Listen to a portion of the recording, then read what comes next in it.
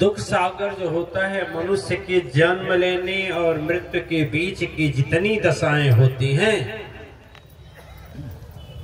तड़फड़ाहट की, छटपटाहट की, घबराहट की जितनी होती हैं, वही दुख का सागर है। शरीर छोड़ने के बाद जो हमारे किए हुए दुष्कर्म हम जहां से आए हैं वहां जाने के लिए रोक लगाते हैं, बाधा पहुंचाते हैं, जाने नहीं देते हैं, उसका नाम है भवसागर।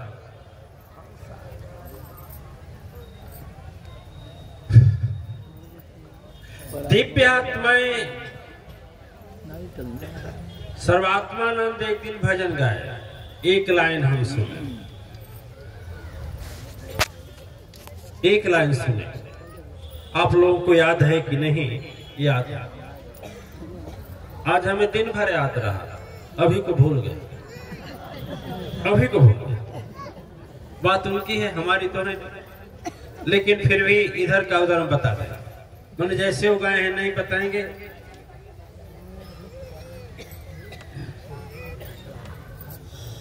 सतगुरु थामी पतवरिया, यह है भव बीच उठे ले लहरिया, भव सिंधु मारे ले लहरिया, सदगुरु थामी पतवरिया। भव सिंधु मारे ले मारे ले लहरिया, सतगुरु थामी पतवरिया। यह किसकी भूल है? यह कहां से लिखी है? आप लोग सुन लेते हैं, ताली बजा लेते हैं, सोचते हैं पूरा हो गया, पूरा नहीं, अधूरा हो गया। सिंधु का मतलब होता है समुद्र, सिंधु का मतलब समुद्र। भव सिंधु समुद्र या सागर अपार है। और मैं तो यह कहता हूं कि जीवन में कोई विपत्ति आ गई ना और उसका रास्ता नहीं मिला ना, तो भव सागर वही बन जाता है। क्योंकि किसी भी विपत्ति का यदि मेरे पास कोई चारा नहीं, संसार के सारे फाटक बंद हो चुके हैं, कोई मेरा सहारा देने वाला नहीं है, तो ऐसे हालात में वही भव सागर है। सर्वात्मानंद की वाणी यह संकेत कर रही है कि भव सागर में के लहर को, लहर का मतलब यही होता है जैसे आप लोग नाव में बैठे होंगे। ये भजन वहीं से लिया गया है। पहले यह बस, मोटर गाड़ियां, ट्रेन का खोज नहीं हुआ था, बैलगाड़ी चलते थे। और वो लोग बताते हैं, बुजुर्ग लोग, कि घोड़ा लगा करके रथ चलते थे। अब तो खत्म हो गया। उस समय नाव से नदी को पार किया जाता था। तो उसमें जब आज भी समुद्र में लहरें उठती हैं तो कितने समुद्री जहाजों डूब जाते हैं, सुने होंगे आप। अरे अपना एक कथा आता है सत्यनारायण महाराज का, सुनेंगे नहीं?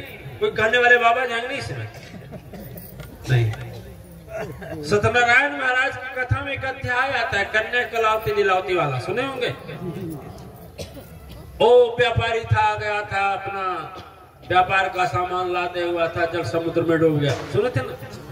उस समय की जितनी रचनाएं हैं संत सदगुरुओं की, वह जल के नाव से तुलना की गई है कि जल में उठने वाला लहर, यदि जल में आदमी बैठा है, सवार है, जल की नाव में यदि मनुष्य सवार है और बीच मझधार में है, उस समय तूफान उड़ जाए तो सामने मौत दिखता है, क्यों? है ना? तो उस समय जो लहरें उठती हैं, उस लहरें को शांत करने का एक तरकीब है। तो नाव को चलाने वाला एक सबसे बड़ा चालाक, होशियार, समझदार यदि नाविक है तो उसी का नाम सदगुरु है, जिसको सर्वात्मानंद जी महाराज संकेत करते हैं। गुरु जी थामे पतवरिया, भव सिंधु उठे ले लहरिया। लेकिन मैं आपसे कहूंगा, इनके उस भजन पर मत जाइए, इस भजन पर जाइए। कि ये नहीं कि लहरिया उठे तभी पुकारे कि गुरुजी पतवरिया थामी। अरे नाव पर बैठिए तभी कह दीजिए कि तेरा सब कुछ तेरा है, मेरा क्या सरकार। डोबे या भव विंध्य में या मुझको लगा दें। करेक्ट। इंतजार मत करिए। जैसे विभीषण जी की बाणी बोली कि मत इंतजार करो कि बीमार पड़ेंगे तब गुरु जी का याद करेंगे। आप प्रायः होता यही है। हम देखे हैं आज तक हमारे पास लाखों लोग गए होंगे, कई सौ प्रतिदिन जाते हैं, सब अपनी समस्या और दुख लेकर के जाते हैं, लेकिन कोई दोबारा यह कहने नहीं लौटता है कि हम ठीक हो गए, हमारी समस्या कट गई। दूसरी बार जाता है जब हृदय से प्रेम मेरा जागृत होता है और समय रहता है तो मैं पूछता हूं, वह अरे गुरु तक कब पे कट गई, वो विपत्तियां तो मेरे रह जाए मेरे हली तब पे कट गई, ये दूसरे खातिर आई।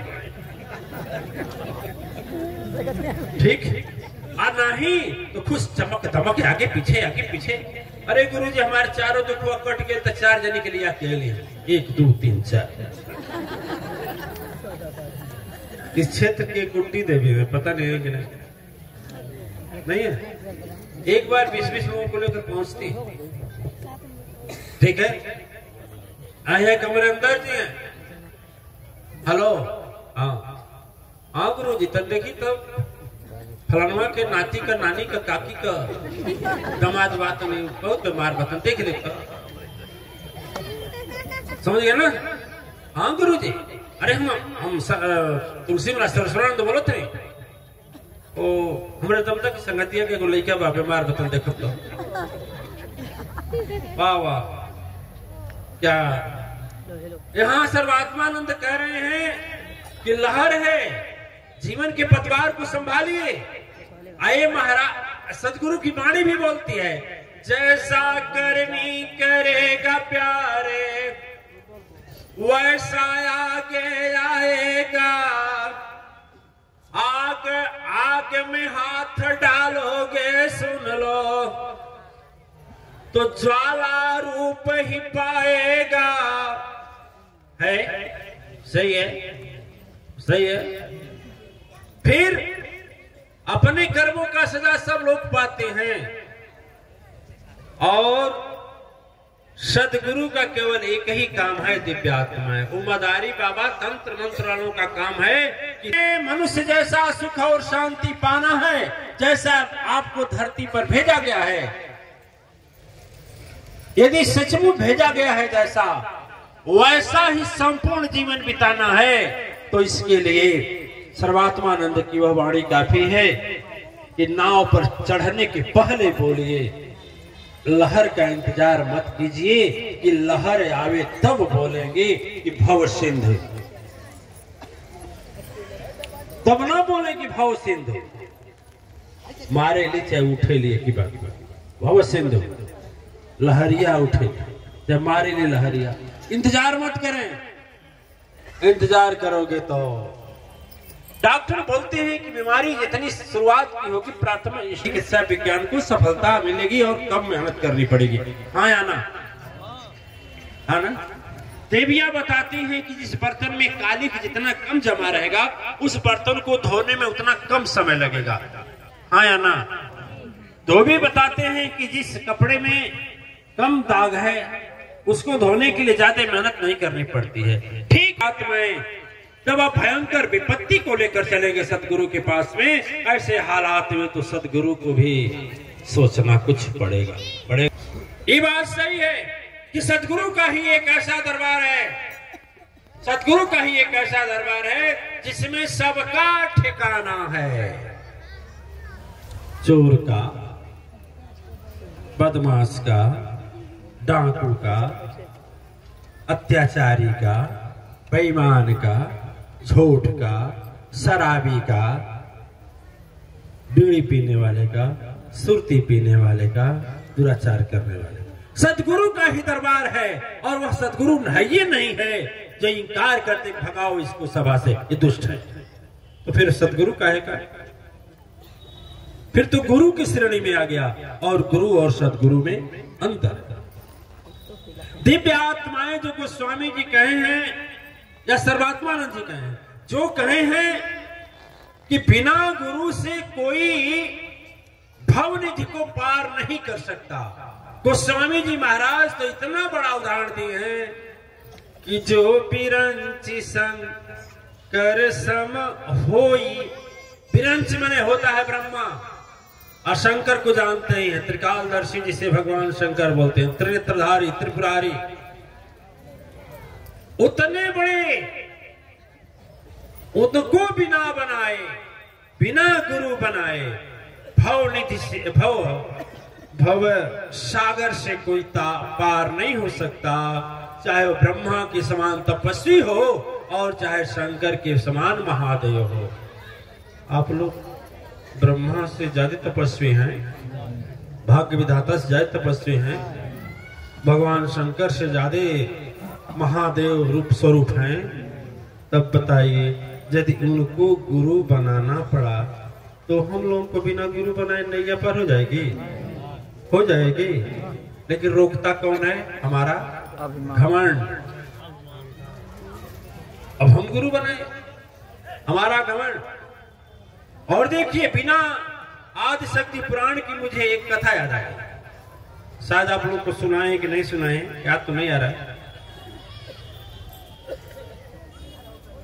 अत्री जी सर पर कहाँ हाथ